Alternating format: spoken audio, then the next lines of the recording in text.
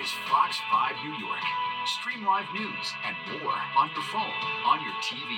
Fox Local is built for you. Fox Local. It's 10 p.m. Do you know where your children are? Right now on the 10 o'clock news. On your mark, get set, shop. And if you weren't one of the millions who hit the malls today, don't worry, we are just hours away from Small Business Saturday. Dining shed deadline. The structures are coming down, and it has some restaurant owners steaming. It's just a moneymaker for the city. Plus, drive at your own risk. More reason to worry about who's behind the wheel in the city. The shocking stats about driving tests. The 10 o'clock news starts right now. And good evening, and thanks for joining us tonight. I'm Teresa Priolo. Steve and Natasha have the night off. The big story, the big chill. A live look outside right now. If you're planning to shop for a Small Business Saturday or hit the roads to head home tomorrow, you better layer up, because it is about to get cold. Chief Meteorologist Nick Gregory, timing it all out for us. Hey, Chief. Hey, Nick. Hi, Teresa. Yes, it is the coldest day of the season so far arriving, and you can see with the current temperatures that are now in the 20s for Sussex to Scranton down to Allentown, or mid-30s, Poughkeepsie through the Hudson Valley to White Plains to Midtown, and pretty much across Long Island as well. Wind has been a bit brisk. It's still out of the west, 10 to 15. Occasionally the gusts are getting a little bit higher than that. They're starting to settle down now, but there's definitely creating a bit of a wind chill. We're talking, it feels more like 20 there at Scranton and low or upper 20s in the Hudson Valley. Same deal with Islip. And mid-20s, they're down to Belmar. So we'll talk wind chill values. It'll be almost as cold again tomorrow. Look at these streamers. These are snow squalls coming in across upstate New York. They are not coming our way, but they are a reflection of where our air is coming from. That colder diving down across the Great Lakes region and coming into our neighborhood. In fact, you're going to see that here in our future cast. Just a few clouds overnight, but look at the temps going down to low 20s in those coldest spots north and west.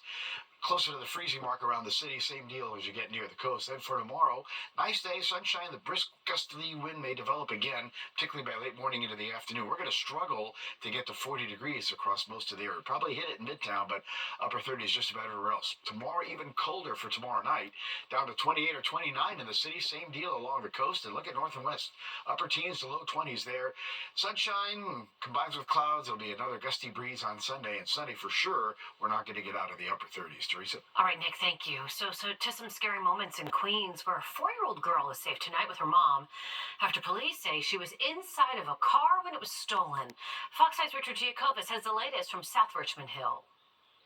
A grateful 4-year-old girl embraced each police officer in Queens tonight with a hug before returning to the car that had been stolen while she was inside. To maintain her privacy, we are obscuring her face. Are you just happy that she's back with you? That's all I can. Don't kill my car. The mother of that little girl expressed her immense relief as she got back into her red Acura and drove home. According to police, the car was stolen around 4:30 this afternoon outside the Clean Rights Center laundromat in South Richmond Hill, with the child still inside. According to the child's uncle who spoke to us off camera, the mom brought her car here to the laundromat, left it running while her child was lying down in the back seat. She brought her laundry inside and within seconds came out and realized her car was gone. Cell phone footage captures the moment the mother realizes that her car with her daughter inside had been taken. Fortunately, the thief did not get far. Police say he abandoned the car approximately 8 blocks north and fled the scene. The car was actually parked here already. The car was parked there. I suppose it was hardly here for like 20 minutes. Neighbor here was actually putting up his Christmas things and didn't see no one inside the car. You know, the child actually was laying down in the back. Yeah. The police response was amazing. You know, it was literally within seconds. It was like 15 cop cars here, helicopters were here. Police are still searching for the individual responsible for the car theft. Back at the scene, detectives examined the Acura for fingerprints, offering comfort to both mother and child, and sent them on their way. Grateful that this situation ended the way it did. We just got to be more cautious, I guess, you know, with leaving our kids inside cars and, you know, unattended. In the South Richmond Hill section of Queens, Richard Giacobas, Fox 5 News. Scary situation there. Outdoor dining sheds across the city that were a financial lifeline to restaurants during the pandemic, well, they must be removed by the end of today. So you got about 2 hours left. Despite the deadline, many are still standing. Restaurants that don't tear them down could be fined $500 for the first offense and $1,000 for each violation after that. Under legislation that's passed by the City Council, outdoor street dining structures will only be allowed between April and November. And the structures have to meet new design guidelines, which many restaurant owners feel are just too costly. I don't know if it's worth it. You know, it's affecting our business. You know, our customers want to sit outside and when they can't, you know, it's just another way to generate money for the city. The new city-approved sheds can be put back up on April the 1st. Well, from talking turkey to talking bargains, that's right, Black Friday shoppers are clogging up malls and stores around the tri-state. Let's see if how much you spent measures up with expectations. Retail analysts forecasting the average consumer spent just over $1,000 today. That's up 14% from last year, with an estimated $76 million hitting the stores. Fox 5's Meredith Gorman caught up with some of them at Queen Center Mall. It's officially the start of the holiday shopping season, and shoppers already busy today getting their Black Friday shopping in. Cars lined up in traffic outside of Queen Center, full of folks waiting to get access into the parking lots so they can snatch up some great deals. Black Friday really kicks off the high numbers of traffic for us, which we love seeing because especially throughout the span of 2024, we've seen that our numbers have measured back to where we were prior to 2020. As far as what people are shopping for, well, it's across the board. I'm looking for like cologne or perfume, stuff like that. I'm looking for like pants, shirts, just any winter clothes. I just want to see everyone run around. I'm helping them shop, and I'm also looking for like tech stuff later. We come out all the time to QCM. Yes, we always go shopping. We like shopping. Yeah, I love, but I mostly go online, but today I'm surprised it's not as packed as I was expecting, but yeah, and the sales are good. But in terms of who people are shopping for, well, I talked to a bunch of shoppers here at this mall, and not as many are Christmas shopping as you would think. When I asked people who they're shopping for today, a handful of shoppers told me it's hard to resist the sales and buying things for themselves. I think mostly for myself, but I'm down to shop for my friends as well. I notice people, they're not really, when they Black Friday shop, they're not really doing it for Christmas anymore. They're doing it like for themselves, but I got some Christmas customers so far. Now, as far as the crowd goes, one thing I noticed is the noticeable amount of teenagers shopping in person on Black Friday rather than going online to get their shopping done. Reporting from Queen Center in Elmhurst, Meredith Gorman, Fox 5 News. I like the one for you, one for me approach as far as that's concerned. And to kick off the holiday shopping season, tomorrow, mom and pop shops get all the attention. It's going to be the 14th annual Small Business Saturday. It's an opportunity for independently owned shops to shine. We caught up with the owner of a toy store on the Upper East Side. Look at my shelves. We are fully stocked. We're getting merchandise in every day. We're here to have what your child is interested in. Small Business Saturday was launched in 2010 by American Express. Last year, it raked in an estimated $17 billion. Experts believe that number will be surpassed tomorrow. And remember, for more on Small Business Saturday and also holiday shopping bargains, you just scan the QR code on your screen to download the free Fox Local app. You can stream our newscasts wherever you are.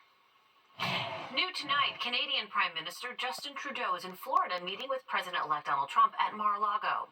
Trump has said he would impose a 25% tax on all products entering the U.S. from Canada and Mexico if those countries don't stop what he called the flow of drugs and migrants across the border. Trudeau said earlier today he would resolve the tariffs issue by talking to Trump. A shaky ceasefire remains intact between Israel and the militant group Hezbollah in Lebanon. The Lebanese army is accusing the Israelis of violating the agreement. Israel has conducted airstrikes in southern Lebanon over the last few days, claiming they were responding to violations by Hezbollah after detecting terrorist activity in the area. Israel insists they are abiding by the agreement, but they're ready to take action if Hezbollah does not. If they make a mistake, it will be a big one. We are prepared to return to offense and return to combat. This switch in the mindset of the soldiers and commanders must always be ready. Israel says they'll keep troops in southern Lebanon as they investigate any more violations to this ceasefire. Russian President Vladimir Putin threatening to strike Ukraine with a new nuclear-capable ballistic missile. Last night, a Russian bombardment left more than 1 million Ukrainian homes without power. Officials are saying this is Russia's 11th large-scale assault on Ukraine's energy supplies this year alone. Putin claimed the overnight attacks were a response to strikes on the Russian territory using U.S.-made missiles. A new health warning that you'll want to hear before you reach inside your fridge. What's behind a major cucumber recall? Plus this. Are you nervous when you get behind the wheel in the city? I'm Jessica Formosa, and the DMV says you should be. Wait until you hear how many people don't pass their driving test the first time. We're putting you in the driver's seat next on the 10 o'clock news. We're watching the 10 o'clock news. All right, let's be honest. Absolutely no one would describe driving in the city as fun. But tonight, we're getting a clearer picture of just how nervous you should be. Fox 5's Jessica Formoso has the numbers from the DMV showing just how many aspiring drivers fail their first road test. Some say driving in New York City is no easy task. It's kind of rough, I'm not gonna lie. Like, you gotta know how to maneuver around. Definitely dangerous. I ride my bike every day, so I've gotten hit a few times. Ismael Primero is a new driver. He walked out of the DMV Friday with his driver's permit. I'd say I definitely get nervous driving around here. According to the DMV, he should be nervous. That's because almost 50% of New York City aspiring drivers have failed their road test so far this year. The exact number, 48% compared to 43% statewide, an increase since 2021. The failure rate in New York City then was 41%. I'm not surprised. Like I had some trouble with it, so I could see it happening. Harrison had to take the test 3 times before obtaining his driver's license. Darren, however, has been driving for a year. He passed on the first try. It's actually not shocking. A lot of people actually can't drive. A lot of people can't drive in New York. A lot of people are actually terrible drivers. He says there are a lot of reckless drivers, and that could be the reason why people are failing. Go back and study. Go back and, take some more classes, because we need good, proper driving in New York because the casualties and the accidents is a lot. Transportation Alternatives and Families for Safe Streets have been tracking traffic deaths. According to them,